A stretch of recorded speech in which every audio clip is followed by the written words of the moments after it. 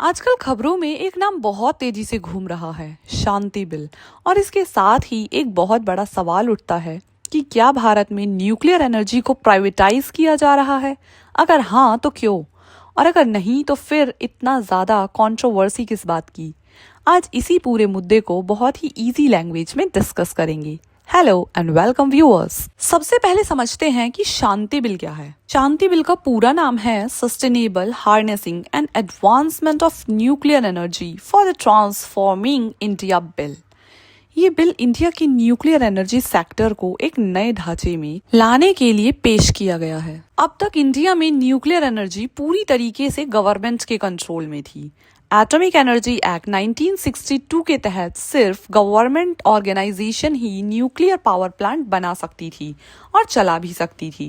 लेकिन शांति बिल इस सिस्टम को बदलने की कोशिश है।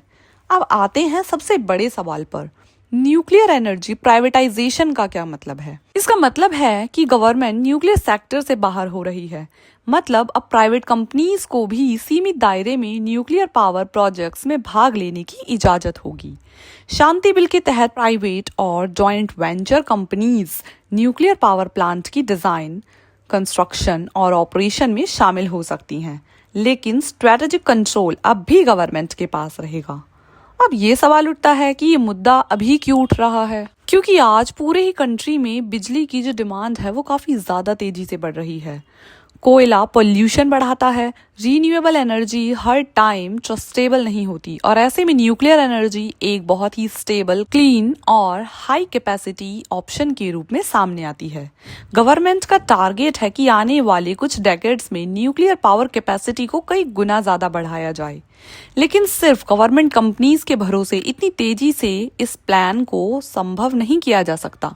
इसीलिए प्राइवेट इन्वेस्टमेंट, टेक्नोलॉजी और एक्सपर्टीज को सेक्टर में लाने की जरूरत महसूस की गई, और यहीं से शांति बिल की एंट्री होती है। अब इस बिल के कुछ इंपॉर्टेंट प्रोविजन समझते हैं।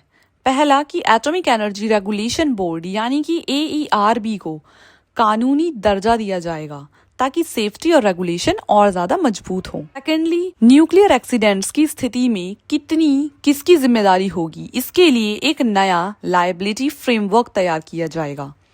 थर्ड, बहुत ही ज्यादा सेंसिटिव जो गतिविधियां हैं जैसे कि न्यूक्लियर वेपन प्रोग्राम्स और फ्यूल साइकिल अब भी पूरी तरीके से गवर्नमेंट के ही कंट्रोल में रहेंगे। अब हर मुद्दे की तरह इस पर भी काफी ज्यादा कंट्रोवर्सीज चल रही हैं। बट अपार्ट फ्रॉम दिस हम कह सकते हैं कि शांति बिल इंडिया की एनर्जी पॉलिसीज में एक बहुत बड़ा बदलाव लेकर आएगा। अगर रेगुलेशन मजबूत रहा तो ये बिल गेम चेंजर बन सकता है।